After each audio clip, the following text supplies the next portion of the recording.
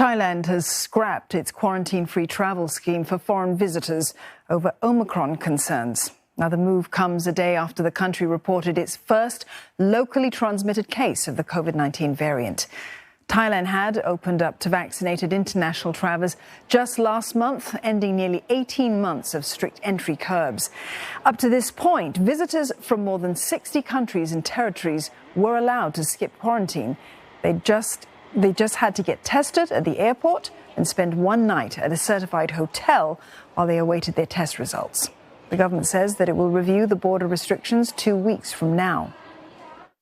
แต่คนที่ลงทะเบียนมาแล้วเนี่ยประมาณ 200,000 คนเนี่ยสามารถเดินทางเข้าประเทศได้ตามปกติแต่จะมีมาตรการที่เข้มข้นมากขึ้นเท่านั้นเองนะครับ May Wong joins us live now from Bangkok for more on this story. May, tell us what exactly the new restrictions are and what they're going to mean. Is mandatory quarantine going to be necessary for all arrivals? Well, the latest Thai government announcement only goes to signal that the chances are extremely high right now of future mandatory quarantine measures. That hasn't been confirmed at this particular stage. I just want to walk you through the current schemes that are ongoing. Thailand now has got 3 existing schemes. One is the test and go scheme. This is the scheme that people can apply for, and once they are approved, they can come into Thailand, get tested. Within 24 hours, if you are tested negative for COVID-19, you will be allowed to roam around freely in the country. The second scheme is the Phuket Sandbox scheme. This scheme allows visitors to fly directly into Phuket. And in Phuket, you will be able to stay on the island, not locked up in a room, but on the island for 7 days. If you are tested negative for COVID-19, after 7 days, you will again be able to move around anywhere in Thailand. And the final scheme is that of the alternative quarantine scheme. This scheme is if you fall out of the 2 categories earlier, you will come into Thailand, be quarantined for 5 days if you're vaccinated, or 10 days if you're unvaccinated. Now, Thailand's latest announcement is that this test and go scheme, they plan to suspend it temporarily until, as you mentioned, January 4th, where they will reassess and reevaluate the current situation. At the moment, there are about some 90,000 people who are going to be coming in via this test and go scheme because they've already gotten approval. The key difference now is the fact that instead of taking 1 PCR test, they will have to go through 2 PCR tests within 7 days before they are able to roam around if they're tested negative.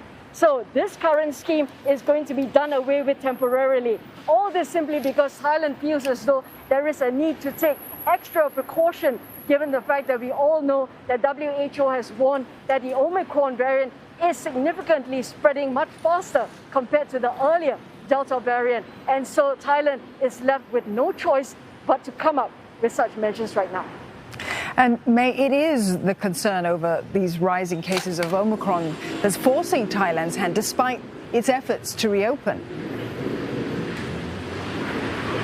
It is very, very unfortunate given the fact that the first Omicron case that was detected in Thailand was about 2 weeks ago. But 2 weeks on till today, Thailand has already seen more than 60 Omicron cases, and you can expect even more cases to be reported in the upcoming days, in the upcoming weeks. Now remember here that Thailand has suffered extremely badly given the fact that businesses had to be shut down, restaurants, street vendors had to be gone off the streets, and they were having a lot of survival issues, and so many people suffered. In 2020, the country actually saw a contraction of 6% in their economy. This year, they're estimated to only grow at 1%. Obviously, they were hoping that the Christmas holidays as well as the New Year period will be able to bring about more cash and get the cash registers ringing once again so that they can recoup their losses. But this is something that many people did not expect, and obviously Thailand did not want to go down this route, but they are forced now to take this particular measure. Remember here also that Bangkok earlier had announced that New Year celebrations would be ongoing in the city. But they have also introduced very strict measures. For example, if you're having more than 1,000 people at a New Year celebration, it has to be conducted outdoors. And also people will have to pre-register and also get tested 72 hours before attending such a New Year party. All of these restrictions and all of these measures are still going to be in place, and obviously Bangkok hopes that they will be able to continue on and celebrate New Year in a spectacular manner. But obviously we're hoping that over the next 10 days before the New Year arrives, Bangkok is not going to change or not going to ban the New Year party. So we're all keeping a close eye on this to see how Thailand is going to cope. But it's something that Thailand is really shaking its head and saying it is very unfortunate, but we just have to bite the bullet. Indeed. May, thank you for that update. May Wong there, reporting live from Bangkok.